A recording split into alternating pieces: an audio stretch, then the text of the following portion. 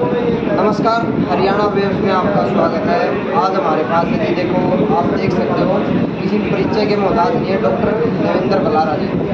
और आप लोगों ने वैक्सीनेशन सुना होगा, और वैक्सीनेशन में अगर किसी ने खूब विरोध किया ना, तो इन डॉक्टर साहब के विरोध ने किया था, और खूब इन्होंने विरोध नहीं किया था, उसके बारे में पूरी जानकारी भी दी थी। तो इसी मुद्दों को लेकर आप ये देख सकते हैं कि व्यक्ति निर्माण से राष्ट्र निर्माण का 3 दिवसीय जाट धर्मशाला हिसार में प्रोग्राम चल रहा है। नमस्कार। किस तरह क्या प्रोग्राम है, एक बार दर्शकों को बता दो। हम जनता सरकार मोर्चा के साथियों ने एक यात्रा शुरू की है, जिसमें हम संपूर्ण व्यवस्था है,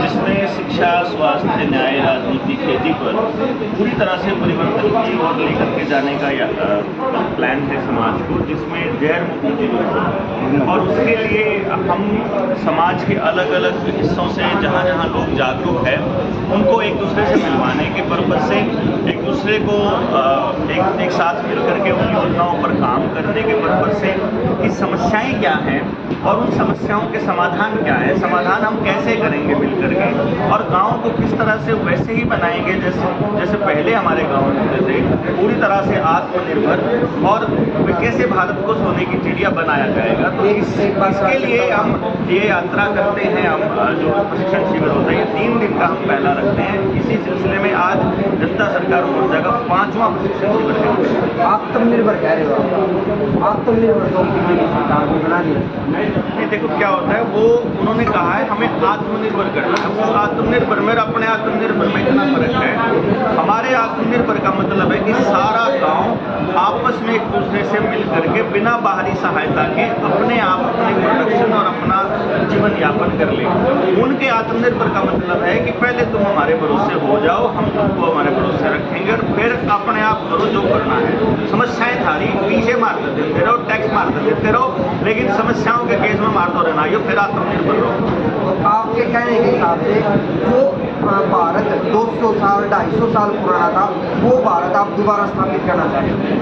देखो, कई लोग सोचेंगे कि क्या आप देश को पीछे लेके जाना चाहते हो, उस दिशा में लेके जाना चाह रहे हो, तो मेरा जवाब होगा ना।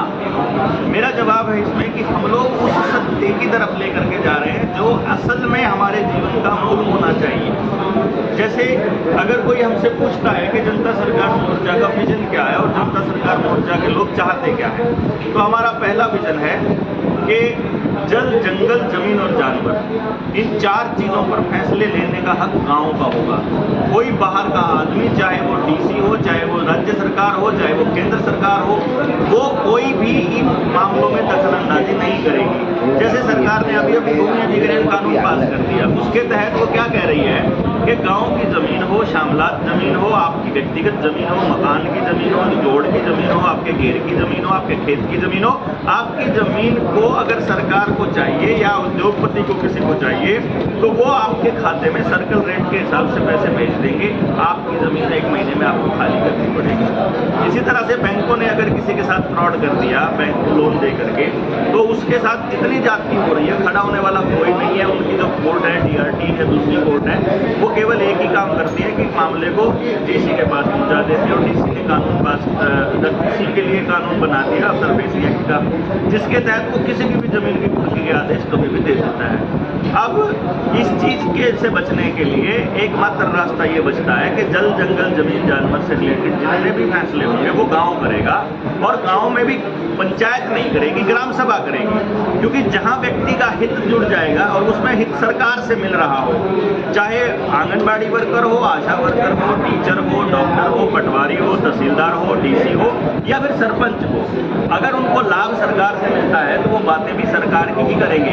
परंतु जैसे पहले होता था, न्याय करने के लिए, शिक्षा के लिए, स्वास्थ्य के लिए, राजनीति में कोई पैसा इन्वॉल्व नहीं था, तो केवल सच्चे लोग ही उस दिशा में जाते थे, तो किसी का निहित स्वार्थ नहीं था। तो जो पॉलिसी बनती थी वो जनता के लिए बनती थी, लोगों के लिए बनती थी।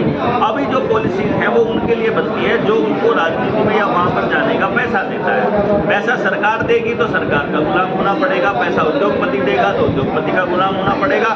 सरकार को बनाने के लिए नेताओं को पैसा अगर उद्योगपति देगा तो नेता भी उद्योगपति के लिए ही पॉलिसी बनाएंगे।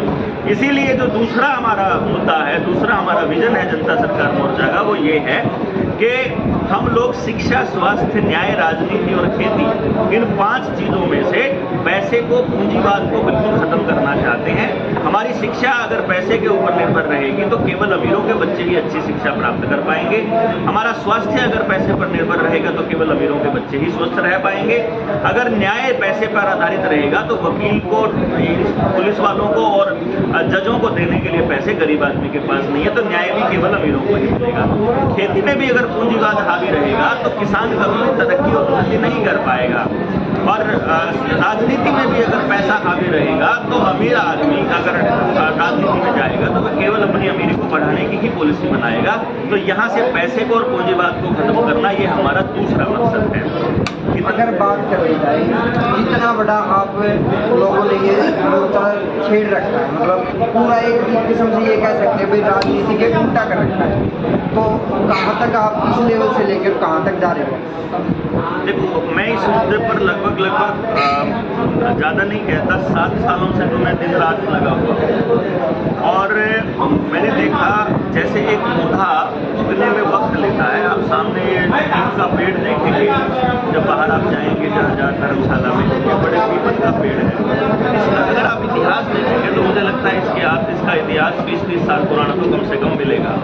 फिर 30 साल पहले किसी ने पेड़ लगाया था, अब जाकर के इतना बड़ा बनाया कि उसके नीचे सारी गाड़ियाँ खड़ी हो जाती हैं, छाँव में बैठे रहते हैं, हवा ठंडी हवा है, ठंडी छाँव है। तो मैं ये सोचता हूँ कि ये पेड़ जब किसी ने लगाया होगा तो वो मात्र इतना सा बीज रहा होगा, जो वो बीज ने अंकुरित होने के बाद जब उसको अनुकूल वातावरण मिला तो वो इतना भारी भरकम पेड़ बन गया कि फल भी देने लगा और छाँव भी देने लगा। इसी प्रकार से जनता सरकार मोर्चा के जो विचार है, उनके विचारों के बीज भाई राजीव दीक्षित होकर जा चुके हैं, भाई जो लाल बहादुर शास्त्री जी इसके ऊपर काम कर रहे थे, नेताजी सुभाष चंद्र बोस ने इस पर काम किया था। जो अब आप देखिए, पूंजीवाद को खत्म करने का सपना तो ये सरदार भगत सिंह ने देखा था। सरदार भगत सिंह पहले ही बोला करते थे, और रुपए के ऊपर, बैंकों के फ्रॉड के ऊपर तो जो पूरा खेल है नेताजी सुभाष चंद्र बोस को मालूम था, इसलिए तो उनको युद्ध अपराधी घोषित किया गया। इसी प्रकार से कोई विचार ऑलरेडी समाज के अंदर पड़े हैं, और जिस व्यवस्था की बात मैं आपको कर रहा हूँ वो व्यवस्था भी गांव में ऑलरेडी है। पहले गांव में हमारे पास जीने के सलीके इतने शानदार होते थे कि अगर रात को हमारी लड़ाई बजी है और सुबह बैठ के पंचायत हो रही है तो 2 भाई आपस में गले मिल लेते थे कि भाई रात गई बात नहीं करके।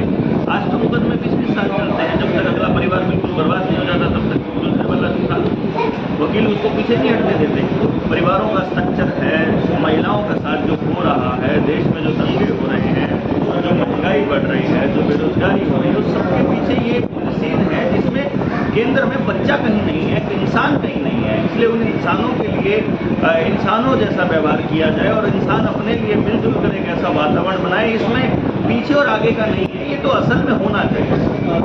मान लीजिए था एक बहुत बड़ी लड़ाई हुई पिछले 7 साल से, आप कह रहे हो लगे हो, तो कहाँ तक आपको लग रहा है कामयाबी तक पहुँचे, या फिर कितने % हमारा काम है? नहीं, प्रतिशत का नहीं होता है। देखिए, आदर्श समाज की स्थापना कभी भी नहीं संभव है। हम एक सपना देख सकते हैं कि हमें ऐसा समाज चाहिए। जब हम उस समाज के नज़दीक जाने लगते हैं तो हमें उस पैमाने आदर्श के आगे बढ़ जाते हैं। अंग्रेज़ों की जो अंग्रेजियत है वो इतनी पूरी तरह से हमारे संस्कार सभ्यता के अंदर घुसी हुई है कि गाँव का बच्चा आज 7वीं 8वीं क्लास का बच्चा वीडियो देख रहा है। हमारे आदमी को मोबाइल में, टेलीविज़न में, खबरों में, गलत खबरों में इस तरह से उलझा दिया गया, उसको सही गलत के फैसले नहीं कर पा रहा है। यही कारण था कि जिस दौर में कोरोना आई था उस टाइम उसकी सच्चाई जब मैंने बताई तो लोगों को समझ में ही नहीं आया कि ये क्यों बोल रहा है ऐसा। मैं केवल इतना बोल पाया, अकेला आदमी था जब उसको मैं बोला करता था। अगर आपको ध्यान हो, सड़कों पर जाकर, गाँव में जाकर समझाया करता था। मैं भी केवल इसलिए कर पाता था क्योंकि मैंने उससे पहले 4-5 साल से मैं गाँव में दिन रात घुमा हुआ था। लोग शुरू में तो जब मैं आया तो मैंने एक हालत देखी 2016 की, मैं आपको बात बताता हूँ। मैं गांव में गया जहां मैं उनके एजुकेशन पर बात करना चाहता था, क्योंकि मैं आपको बता दूं मैं इंडिया का पहला आदमी हूँ जिसने इस चीज़ के ऊपर काम किया है ग्राउंड पे, कि मैं 3 साल की उम्र से लेकर किसी भी बच्चे के बारे में हम ये बता सकते हैं कि इस बच्चे के पास असल में कौन सा टैलेंट है, ये कैसे गुण लेकर पैदा हुआ है और इसकी असली हैप्पीनेस कहाँ है। ये खिलाड़ी बनने के लिए पैदा हुआ है या साइंटिस्ट बनने के लिए या फिर कलाकार बनने के लिए। इस तरह से हमने जब इस पे काम करना शुरू किया तो उस वक्त LIC की वजह से, बीमा कंपनियों की वजह से, पेस्टिसाइड कंपनियों की वजह से, एग्रीकल्चर में जो कुछ धंधा गलत चल रहा था, गलत दवाइयाँ गलत बीज दिए जा रहे थे, फिर MLM कंपनियों के धोखे की वजह से समाज में इतना, और खासतौर पर पॉलिटिशियंस के धोखे की वजह से हम लोग, मतलब गाँव का आदमी था, वो इतना ज़्यादा फ्रस्ट्रेटेड और गुस्से में, और ऐसा हो रखा था कि जैसे समाज में ईमानदार आदमी हो ही नहीं सकते।